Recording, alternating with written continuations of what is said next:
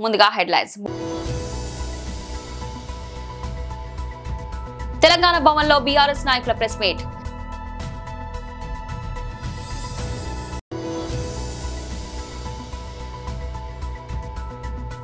మాజీ మంత్రి అంబటి రాంబాబు రాజమండ్రి జైలు నుంచి విడుదలయ్యారు.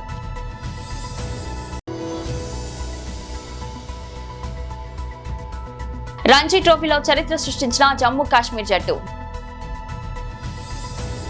తెలంగాణ భవన్లో బీఆర్ఎస్ నాయకుల ప్రెస్ మీట్. ఉన్నటువంటి ప్రజలందరికీ కూడా నేను సవినంగా విజ్ఞప్తి చేస్తా ఉన్నాను. తప్పకుండా ఈ యొక్క దుర్మార్గమైనటువంటి పాలనను ఎండగట్టకపోతే ఇలా విచ్చలవిడి ఈ యొక్క తనాన్ని మనము రాబోయేటువంటి కాలంలో మన మీదకే దాడికి వస్తారు. మనల్ని బతుకుదరలను నాశనం చేసేటువంటి పరిస్థితి ఉంటది. కాబట్టి ఈ యొక్క పెద్దపల్లి జిల్లాలో ఎక్కడ చూసినా కూడా ఇదే దుర్మార్గం. అసలు ఇంత దుర్మార్గం ఎట్లా అసలు దీన్ని ప్రజలకు అర్థమైతే మరి రేపటి కాలంలో ప్రజల నుంచి వెళ్ళి మాకు చీదరింపు తప్పదా అనేది కూడా ఇలా కనీసమైనటువంటి అది లేకుండా పోయింది.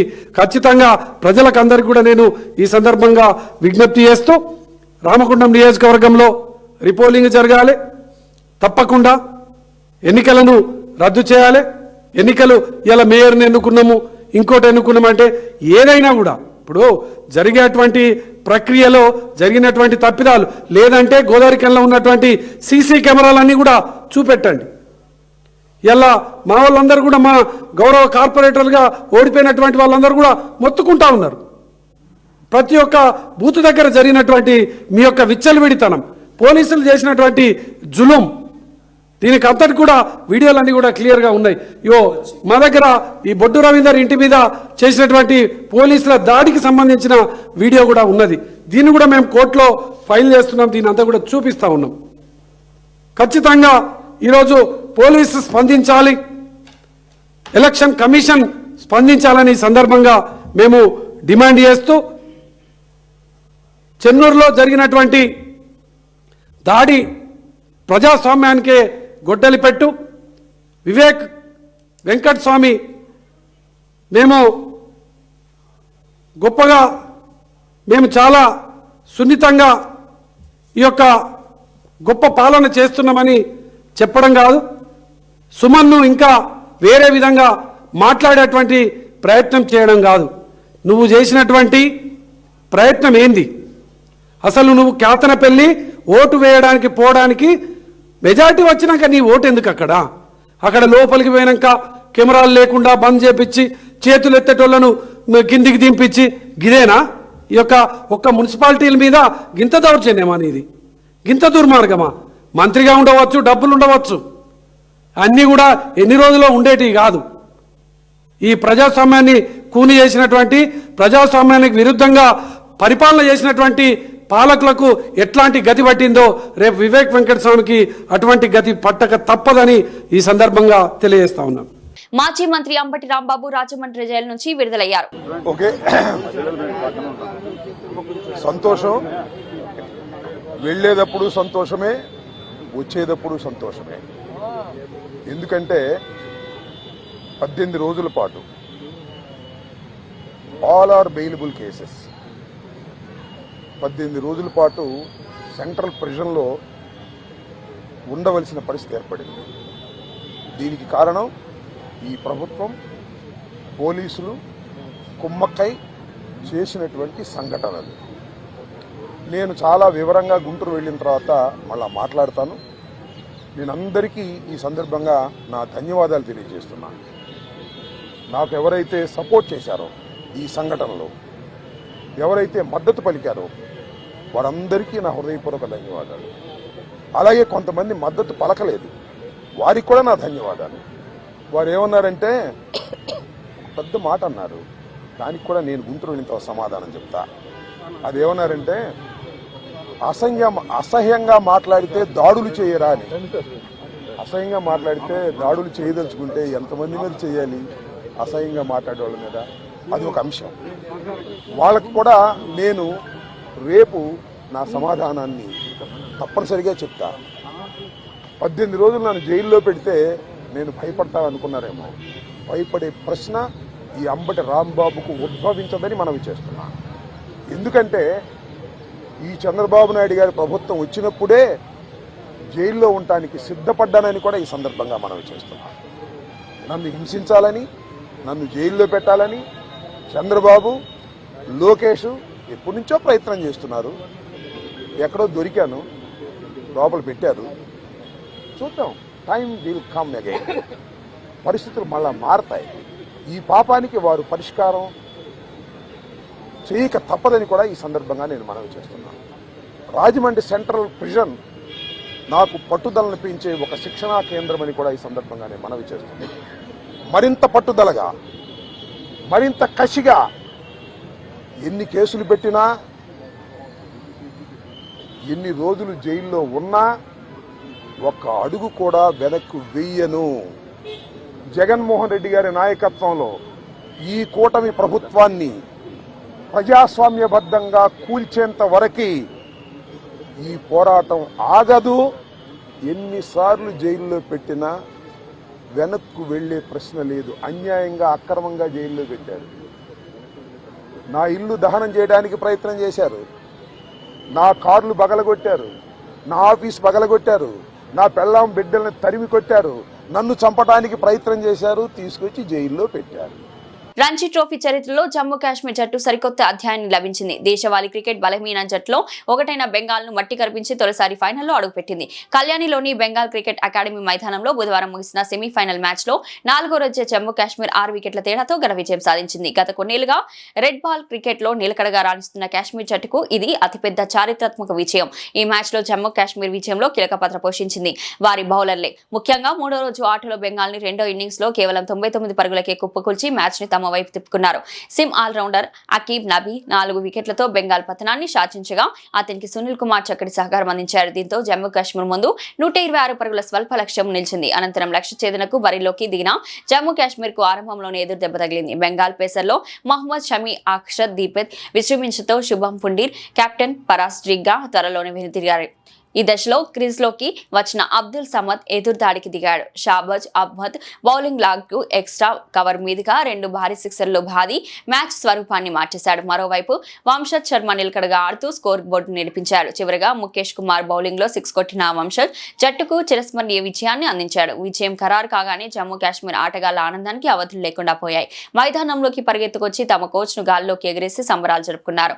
మ్యాచ్ లో మొత్తం 9 వికెట్లు పడగొట్టిన అకీబ్ నబీకి player of the match award దక్కింది. ఫిబ్రవరి 24 నుంచి 28 వరకు జరిగే ఫైనల్లో జమ్మూ కాశ్మీర్ జట్టు కర్ణాటకతో తలపడనుంది. హైదరాబాద్ లోని మల్లారెడ్డి యూనివర్సిటీలో ఈ నెల 20వ తేదీలో గ్లోబల్ ఇండస్ట్రీ పార్ట్నర్షిప్ సమ్మిట్ కార్యక్రమాన్ని మల్లారెడ్డి యూనివర్సిటీ ఆధ్వర్యంలో 9:30 టు 12:30 వరకు ఏర్పాటు చేస్తున్నట్లు యూనివర్సిటీ వైస్ ఛాన్సలర్ విఎస్కే రెడ్డితో పాటు యూనివర్సిటీ డైరెక్టర్లు శాలిని రెడ్డి, ప్రీతి రెడ్డి, ప్రెసిడెంట్ భద్రారెడ్డితో పాటు రిజిస్ట్రార్ శ్రీనివాసరావులు ప్రకటించారు. మల్లారెడ్డి యూనివర్సిటీతో ప్రపంచవ్యాప్తంగా పేరుగాంచిన దాదాపు 200 కంపెనీలతో ఎంఓయూ కుదుర్చుకోవడంతో పాటు పలు అంశాలపై చర్చలు, అవగాహన ఒప్పందాలు జరుగుతాయని యూనివర్సిటీ డైరెక్టర్లు తెలిపారు. ఇప్పటికే దేశవ్యాప్తంగా యూజీసీ గుర్తింపు పొందిన మల్లారెడ్డి యూనివర్సిటీలో under graduates, post graduates, PhD లాంటి ఉన్నత స్థాయి కోర్సులతో కూడిన విద్యా నైపుణ్యాలను, సృజనాత్మకతను, పలు పరిశ్రమల అవసరాలకు అనుగుణంగా ఉండే బోధనకు ప్రాధాన్యత ఇస్తున్నట్లు యూనివర్సిటీ వీసీ తెలిపారు. ఈ గ్లోబల్ సమ్మిట్ ద్వారా విద్యారంగంలో విద్యార్థులకు అంతర్జాతీయ సాంకేతికత, ఐటీ సంస్థల మధ్య వ్యూహాత్మక భాగస్వాములను బలోపేతం చేయడమే లక్ష్యంగా పెట్టుకున్నామన్నారు. ఈ గ్లోబల్ సమ్మిట్ కార్యక్రమంలో ప్రపంచవ్యాప్తంగా పేరుగాంచిన అంతర్జాతీయ సంస్థలైన Apple, Amazon, Google, IBM, Oracle, Tech Mahindra లాంటి కంపెనీల ప్రతినిధులు పాల్గొంటారని యూనివర్సిటీ డైరెక్టర్ ప్రీతి రెడ్డి తెలిపారు. ఏ కోర్స్ తీసుకున్నా కూడా it should be all not just bookish, theoretical కాకుండా experiential learning, hands on training is very important. So ఇప్పుడు జనరల్గా మెడికల్ కాలేజ్ ఎట్లా హాస్పిటల్ ఉంటుంది, so the same way imagine building labs of different sectors of different companies in our campus is what is the plan. So we'll invite Cheshi, we'll be having a partnership. Partnership is of two types. One is training our existing BTech students during their semesters or during their course from first semester itself. It is going to be like 50-50, 50% theoretical, 50% practical, hands-on training. That is the training part. Second is the placements. So when so many labs come and they train our BTech students and they are ready for the job.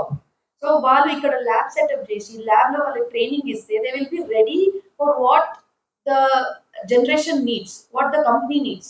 So while placement easy ga dorukothe anamata. Till today, the conventional way of AICT method of teaching engineering is more of theoretical. But we adding these industry tie-ups, this industry integrated curriculum in our campus, whether it is Google, Oracle, Amazon, Apple, you take TCS, Tata Consultancies, anyone, IBM, Red Hat, so many companies are coming. They are coming here so that they expose our students towards industry. And when they leave, they complete their BTech degree, they are ready for the job. And that too for better job, the right position. And even the students will come to know industry gain kavalani. So this is the entire idea of getting this kind of a collaboration. So it's training as well as placements. So we are creating labs of all these companies in our campus itself. So thanks to the entire team here, from the VC of Mallareddy University, VSK Reddy Garu, and Dr. Badra Reddy Garu, Shalini Madam Garu, and Manishan Garu, and of course Srinivas Garu, the registrar, and Subhash Garu, and of course all the other media people, Sanjira Garu, everyone. They are taking the best initiative to make this possible. So thank you so much. And I request all of you to be a part of this event too. Thank you. Malla Reddy యూనివర్సిటీలో global industry partnership summit అనేది చాలా mega వేలో జరుగుతుంది. ఈ industry partnership సంబంధించి వరల్డ్లోని top big companies, all MNC companies, 20+ companies ఈ industry partnership సమితిలో పాల్గొనడం జరుగుతుంది. Companies Google, Apple, Amazon, IBM, Oracle, Intel, ABB robotics, Honeywell, Siemens, ఇట్లాంటి వరల్డ్లో టాప్ కంపెనీస్ ఏవైతే ఉన్నాయో ఈ కంపెనీస్ అన్నీ కూడా Malla Reddy university, Malla Reddy group of ఇన్స్టిట్యూషన్స్తోని అవగాహన ఒప్పందం చేసుకుంటున్నారు. ఈ తాలూకు పార్ట్నర్షిప్ ముఖ్య ఉద్దేశం ఏంటంటే, ఈ మల్లారెడ్డి సంస్థల్లోని వాళ్ళు centre of excellences, labs, certification programmes, training, faculty development programmes, joint programmes, ఇవన్నీ కూడా ఇంటిగ్రేట్ చేయడం జరుగుతూ ఉంటుంది. ముఖ్యంగా ఈ ప్రోగ్రామ్స్ అన్నీ కూడా ఇప్పుడు ట్రెండింగ్ టెక్నాలజీస్, ఎమర్జింగ్ టెక్నాలజీస్ ఏవైతే ఉన్నాయో, artificial intelligence, machine learning, cloud technologies, cyber security, IoT, robotics, drones, ఈ టెక్నాలజీ సంబంధించిన కంపెనీలన్నీ కూడా ఇక్కడ ల్యాబ్స్ సెటప్ చేయడం జరుగుతూ ఉంటుంది. ప్రతి ల్యాబ్కి సంబంధించిన కోర్సులు ఉంటాయి. ఇవన్నీ స్కిల్ బేస్డ్ కోర్సెస్. ఈ కోర్సెస్ అన్నీ కూడా వాళ్ళు బీటెక్ డిగ్రీ లేదా ఎంటెక్ డిగ్రీ, MBA, ఏ ప్రోగ్రామ్స్ అయితే ఉన్నాయో ఆ ప్రోగ్రామ్తో సహా ఇవన్నీ నేర్చుకోవడం జరిగి కంపెనీలకు సంబంధించిన స్కిల్స్ అన్నీ కూడా ఇప్పుడే ఎక్వైర్ చేయడం జరుగుతూ ఉంటుంది.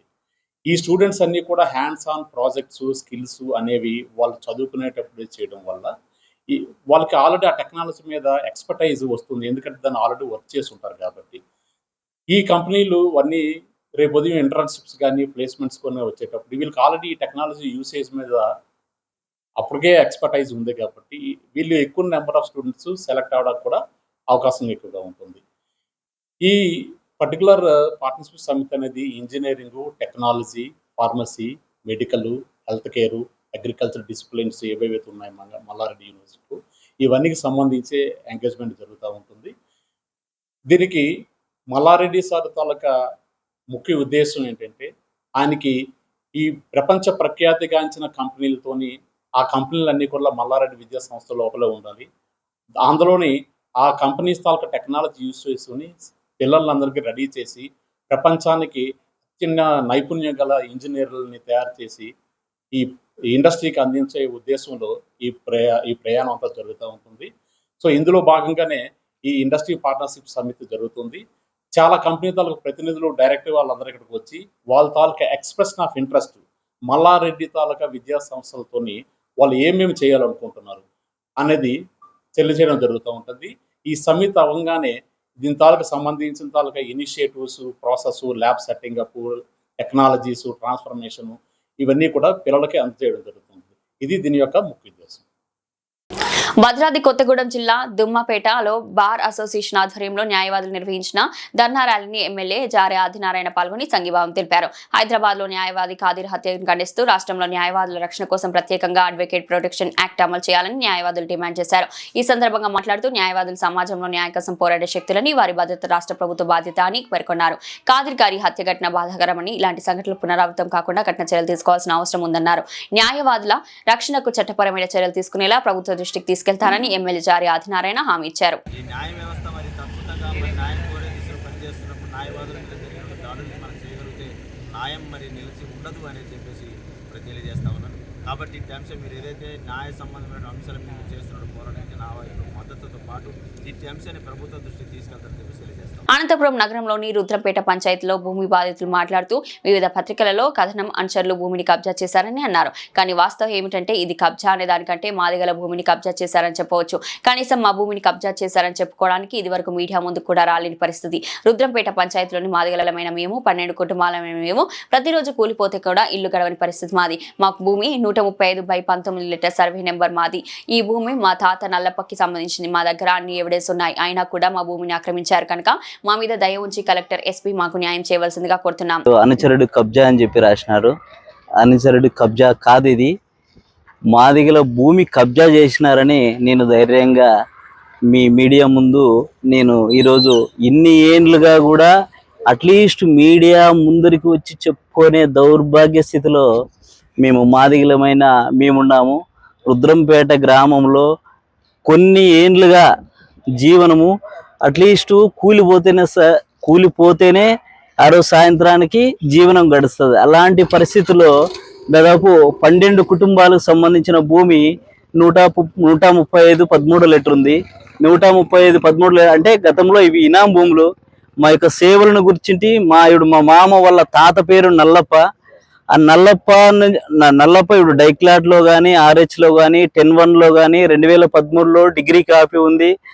ప్రతి ఒక్కటి ఇన్ని ఎవిడెన్స్లు పెట్టుకొని కూడా ఈరోజు ఏమీ చేయలేని దీన స్థితిలో ఉన్నాము మేము ఎస్సీలు. కాబట్టి అందుకని ప్రత్యేకంగా నాయకులకి, రాజకీయ నాయకులకి మీరు రుద్దడం సరికాదు. ఏదన్నా ఉంటే మీది భూమి అయినప్పుడు డైరెక్ట్గా ఫేస్ టు ఫేస్ మా ముందరకు వచ్చి మాది భూమి అని అంటే మేము అడిగిన దానికి మీరు సమాధానం ఒకటి చెప్పుకుంటే ఈ పేపర్లన్నీ చించేసి మీ ముందు పెట్టి మేము భూమి మాకు లేదని చెప్పి మేము ధైర్యంగా మేము చెప్పుకోగలుగుతాం.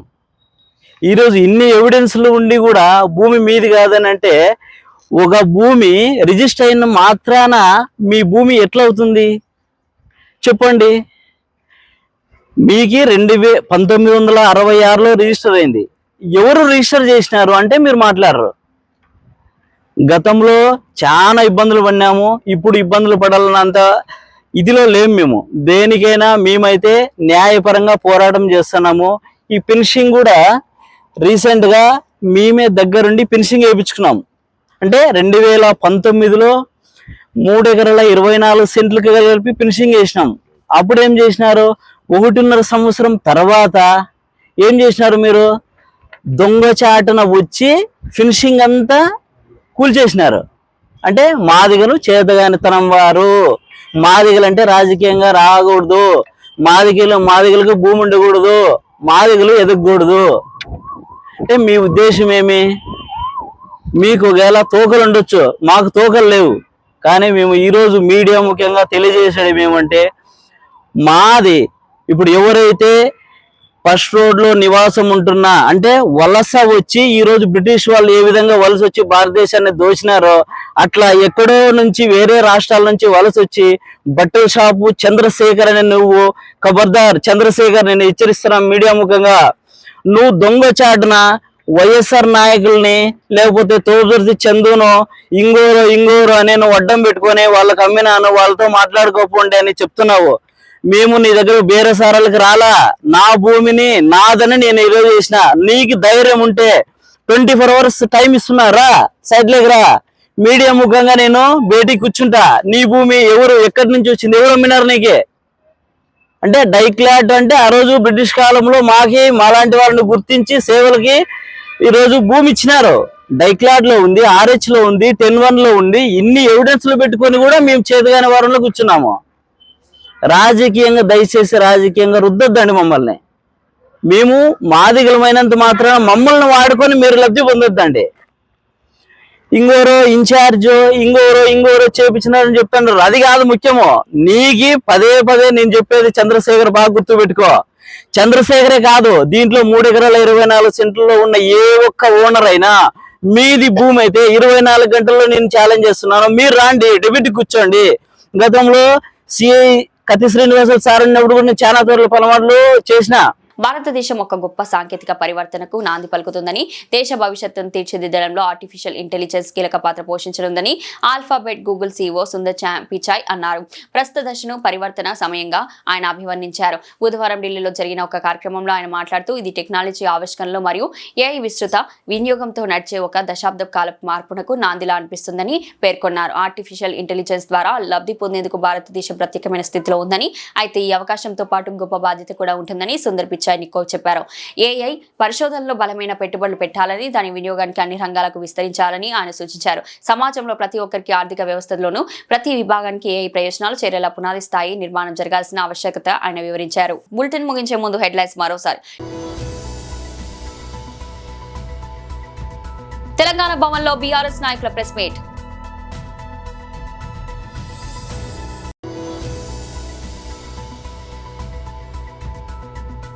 మాజీ మంత్రి అంబటి రాంబాబు రాజమండ్రి జైలు నుంచి విడుదలయ్యారు.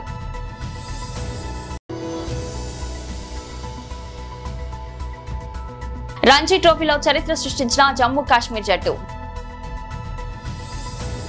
ఇది రోజు బులెటిన్. మరో బులెటిన్లో మళ్ళీ కలుద్దాం. అంతవరకు సెలవు.